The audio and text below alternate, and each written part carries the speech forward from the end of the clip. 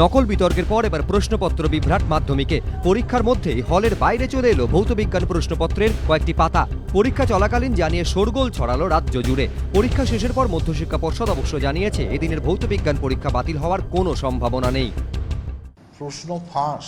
পরীক্ষা আমাদের 1 ঘন্টা হয়ে গেছে। খবরটি আসে যে কোনো একজন সাংবাদিকের কাছে হোয়াটসঅ্যাপে নাকি এই ভৌতবিজ্ঞানের 2টো পাতা পাওয়া গেছে। পরীক্ষা বাতিল হওয়ার কোনো সম্ভাবনা নেই।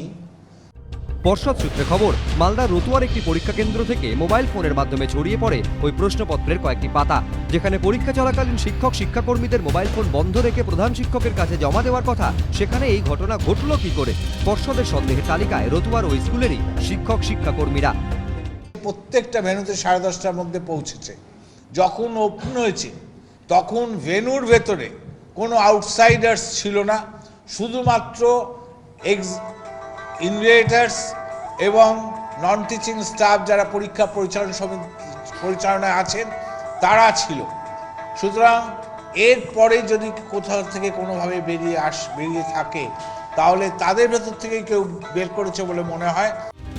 প্রশ্নপত্রের কয়েকটি পাতা বাইরে আসার খবর যায় শিক্ষামন্ত্রীর কাছে। পর্ষদ সূত্রে খবর, সভাপতিকে পার্থ চট্টোপাধ্যায় বলেন, যিনি এই কাণ্ড করেছেন তাকে খুঁজে বের করে কঠোরতর শাস্তি দিন।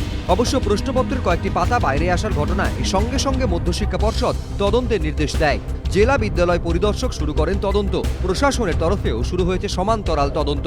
পর্ষদ সূত্রে খবর, রতুয়ার কয়েকটি পরীক্ষা কেন্দ্রের শিক্ষক এবং শিক্ষাকর্মীদের মোবাইল ফোন বাজেয়াপ্ত করে খতিয়ে দেখা হচ্ছে কোন ফোন থেকে প্রশ্নপত্রের পাতা বাইরে গিয়েছে।